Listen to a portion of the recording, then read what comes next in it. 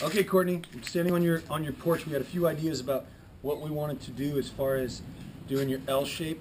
I know that you were thinking maybe it was a little much, so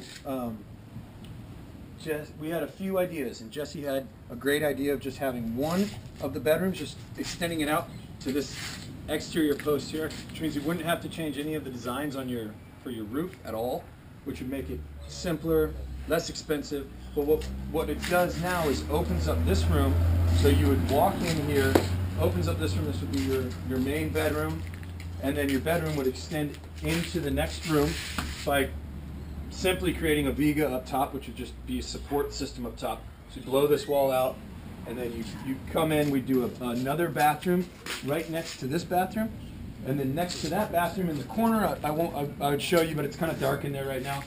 Back in that corner, we do a kitchenette so that we can save on the plastic and the plumbing between the two bathrooms. So that each of these two rooms are just extending this now. And again, rather than creating that L, it still gives us a little bit more privacy, cutting off this area, but not having to change your roof or extend your roof system at all. Still being able to do the rain catchment, giving you each room having its own bathroom. And then let me show you in here. We keep this same. Obviously, we'd wall this up, and this door right here would now be your access, would just be your bathroom. So this would be blown out, and it would just be a bigger bathroom, and then there would be a bathroom that mimics it right next to it, right? And then next to that, in the corner, there'd be a little kitchenette with higher airflow and a little bit more open floor space. Kitchenette, your little mini fridge and everything. All of your bathroom stuff all the water can go with that when we build it. So this would be, keep your bathroom would just be a little bit bigger. And then in here, that's a flip-flop. In here, this would be, right here, we could just do a kitchenette right here, because what Jesse and I were thinking, and this would be walled up, obviously. When you come into your kitchen, this is where we would have, regardless of what you wanted to do, whether it was concrete and tile or all your stainless steel fixtures, depending on how far you want to go with expenses and budget stuff.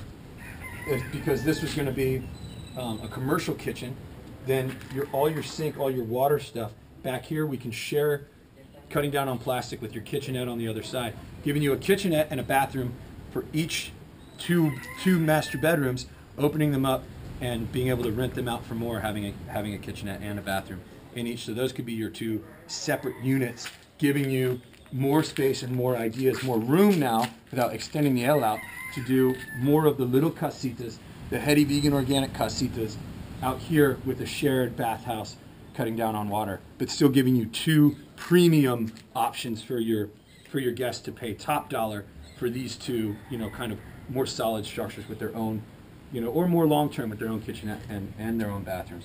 So this would be, you'd have your space here. This is something we need to talk about fairly soon, because with our guys, they need to work around it, whether you're going to do the stuff. This is big windows here, airflow. So obviously all your stove and your cooking area above that, getting that heat out of there. And then here is all your wet stuff, which can share plastic with your plumbing from behind. That way you can do like a sweet wrought iron thing that holds all the pots and pans, and all the dripping can come down, saving you on time and having to wash it and that kind of stuff. Owning a restaurant, believe me, that's a big deal, not having to be able to do that. So, and it's neat. It kind of shows people, bam, this is it.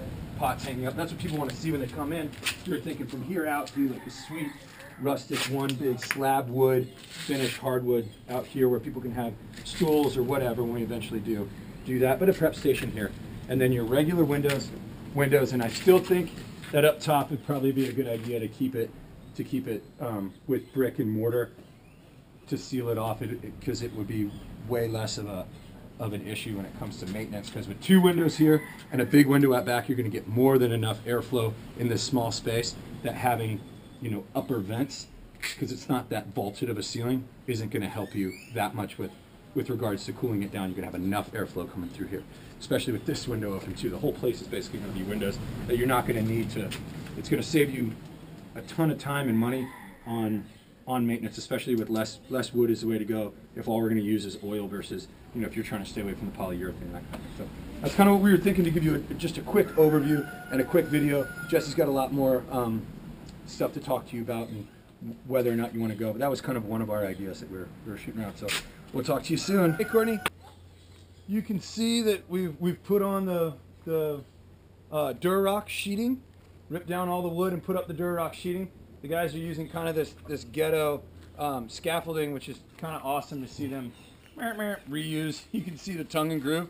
They like reused your tongue and groove siding for a lot of this stuff. It's kind of neat, but I just wanted you to see what we're doing and kind of give you an idea. Putting it up, they'll put a skim coat on top of it, which is that stucco. They'll finish it, make it look like, you know, it'll have the same finish as concrete. And then we'll touch up the concrete and trim out where your soffits are. Do the same thing we talked about before in the previous videos on sealing, but I wanted to get you an idea of that. Let's go.